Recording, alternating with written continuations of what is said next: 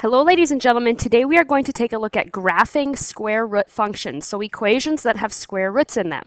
For your notes today, you're going to need your graphing notebook because we will be sketching 3 graphs or some graph paper that you picked up, as well as something to write with. And I highly recommend you take a look at using 2 different colors today, just because I'm going to be graphing one graph that represents the parent function, and then the actual graph that we're requested to graph will be graphed in a different color, okay?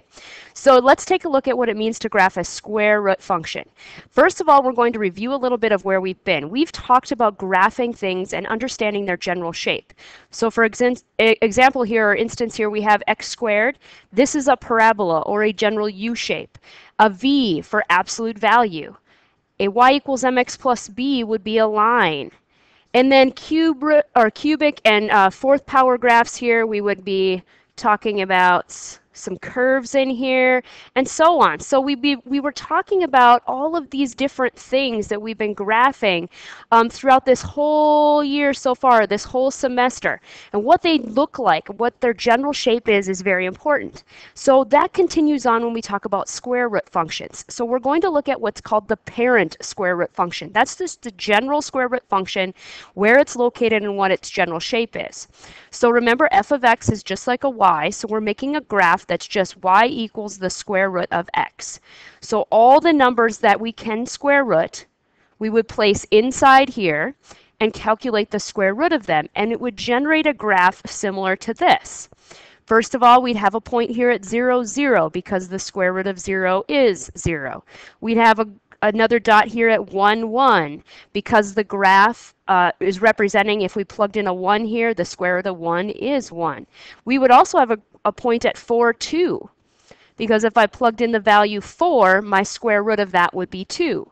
So notice the general shape. It has this starting spot, right, and an arrow would come out in one direction here.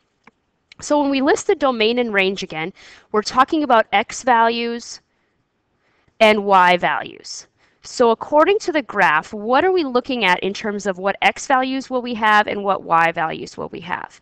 So the domain and range kind of come from this idea. The domain is what are the x values that are being used. So we would take a look at those x values. We notice the very first x value is 0, and then it's going to the right here forever. So we would say my domain goes from 0 until positive infinity. And my range, my y values, also start at 0 and is also going upwards here. So I would say my y values also go from 0 to positive infinity. So notice my domain and range have an absolute starting spot there, okay? It doesn't have arrows on both ends. So we're going to have those 0 values or a number in both of those areas that describe where this graph starts and where it ends. So let's remember a little bit about shifting now. So we've taken a look at the general square root function, and now how does this apply to those shifts? So remember when we talked about parabolas, we had a parent function, and then we talked about the impact that subtracting 8 at the end of the function would have, or the negative in front, what does that do? What if there's a plus 6 on the inside of the parentheses? And what does the 1/2 do? So all of these things, guys, have an impact on the graph with parabolas and with every other type of graph we do. That's why it was important to remember those ideas or those characteristics of graphs. So remember, on the outside, if you have a -8 here, that means it would move it down 8. A negative is the reflection. Inside moves it to the left 6 here. And this acts sort of like an amplitude or a vertical stretch. In this case, it would be a vertical shrink because it's only a 1/2. It's kind of like that idea of slope. So with this, let's remember and tie this to our square roots now. We have to fill in this little area here, if you would draw this box in your notes, with all the things that we'll be seeing with our square root graphs. Remember that a vertical shift, or is the up or down, it's the k on the outside. And then on the inside of the root symbol, there could be a number, and that's going to tell us how we go left or right. That's inside the main function. If there's a number out in front, that's a vertical stretch or a compression outside the function. It's kind of like that slope making it go 2 times taller, if you will. And if there's a negative in front, that is going to be a reflection or a flip over. So all of these same rules still apply when we talk about shifting, just like they did with parabolas, just like they did when we talked about equations of lines, just like they did with absolute values. So all of this still comes back. It's very, very important that we remember how these things move across a graph. So let's use this idea now to sketch three graphs. We have one example here. It's g of x equals the square root of x minus 3, then plus 4. So if we were going to identify all the key things that happen inside of this function here, what's going on with this function, let's identify those first. We have a plus 4 on the outside. That means my graph is going to move up 4. We have a minus 3 inside. That means I'm going to move to the right 3.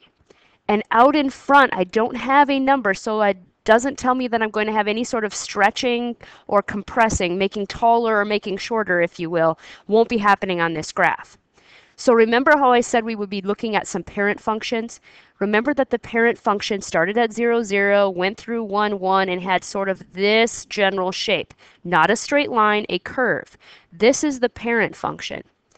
Now this one that we are graphing is not the parent function, but we're going to graph it, and this is where your other color might come in, using our transformations or using how it moved. So let's follow our own directions. It says move to the right 3, then up 4. So I'm going to move to the right 3, up 4, place a dot. This is where that 0, 0 point has moved to. He moved to the right 3, up 4. And now since it doesn't grow any faster, it doesn't have a number in front here, it doesn't have a vertical stretch or shrink, we're just going to follow the same pattern that the parent had. The parent went up 1 over 1, so this one's going to go up 1 over 1. And I can just sketch in that same curve. He's just located in a new spot. So this one right here is our g of x. Okay, it's where he's now moved based on the clues that we see in that equation. So let's write the domain and range of our function where we moved him to now. The domain, notice he starts right here. We're talking about the x values. That x value right there is 3. So my domain goes from 3 to positive infinity. Now my range is my y values. Right here at this very first dot here, my range or my y value is 4. So my range goes from 4 to positive infinity as well. All right, so that's our first example using this idea of shifting. Let's look at another one. Another g of x here. This time I won't graph the parent for you unless you really want me to. You don't have to draw that on your graph. But let's first identify how it moved. Out in the back here, we have a minus 1, so that means I move down 1. And then inside here, I'm moving left 2. And then out in front, this is telling me it's a reflection or a flipped over graph, if you will. So let's follow those directions here. Let's go to the left 2, down 1. This is my new 0, 0 point. Now remember, the parent function would have been right here. I'm going to graph it in anyway, change my mind. There's the parent function. My new 0, 0 point is right here. Now it has a reflection. So that whole negative in front is very important. That means instead of going up 1 over 1 to list my next dot, I'm going to go down 1 over 1. It's flipped over. So notice how it curves a little bit differently. Still going to the right, but it curves a little bit differently. So let's talk about the domain of my g of x here that I drew. So my domain, my first x value there, if I look at this dot, my first x value is negative 2. And then it goes on and on forever to positive infinity. The arrow is still pointing to the right. And then my range values, guys, my range would be at negative 1 for my range. And then how is this thing going? Well, it's getting smaller and smaller, going down, down, down, down, down. It would keep going down. So it goes now to negative infinity for my range. Because it's a reflection, the arrow's not going upwards now. Now it's actually going down there to negative infinity. All right, let's look at a third example. So again, the parent function kind of gives us that general shape. 0, 0, 1, 1. I'll put them on there again. There we go. Parent. That's the shape we're looking for. Let's just follow these clues to figure out where he's going to be. So this tells me I'm going to move up 6.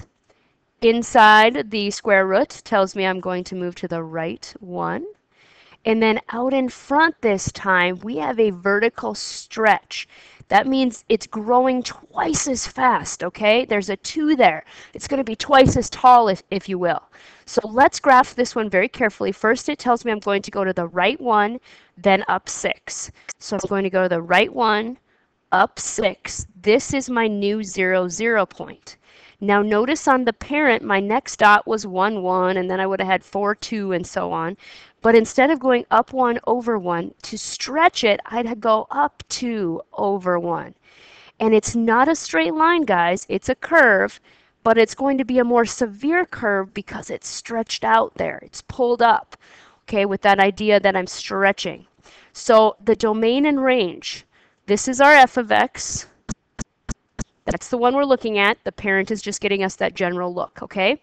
The domain, first x value right here, 1.